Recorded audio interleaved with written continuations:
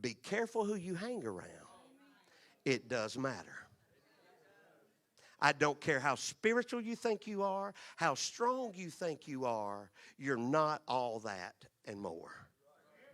Be careful who you let in your mind. Everybody don't get the privilege of getting in my mind. Ooh, I like that. Everybody can't have the privilege of getting in this mind.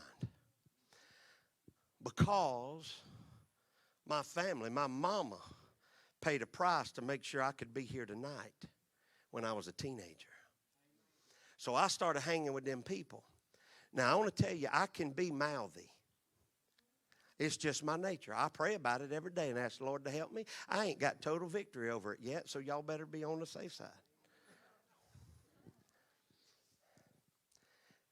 But I could be very mouthy back then. So my mama said, well, you know what? It ain't going to do no good to argue with John Boy. That's what she calls me.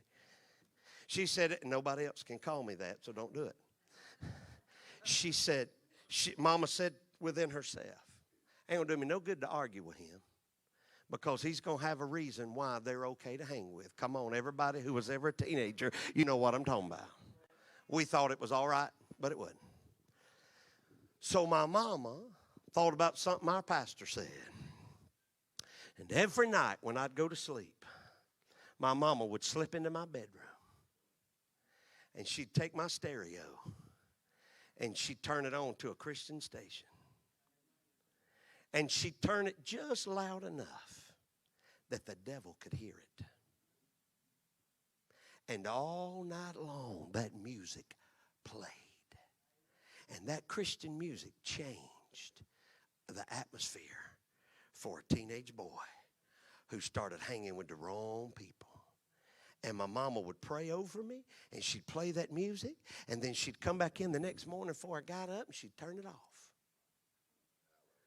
She'd put it back on Super Country 102.7. So in case I turned it on, I wouldn't know what she was doing. But she was changing the atmosphere. And how many of you know you cannot limit God, that even when you're asleep, His Word can still get in your spirit.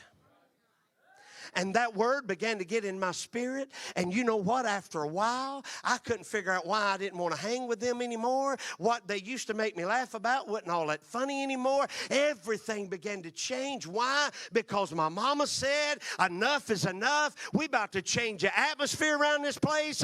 I can't get through to him on my own. He ain't listening to my words, but he can't run from God. So we're going to change an atmosphere. I'm here to tell you tonight, some of you need to change your atmosphere. You need to go through your house, begin to praise. You need to go through your house, begin to shout. You need to go through your house when all hell breaks loose and just tell the devil to shut up, get your hands up in the air, and start thanking God for everything good you can think of to praise Him for, to change that atmosphere.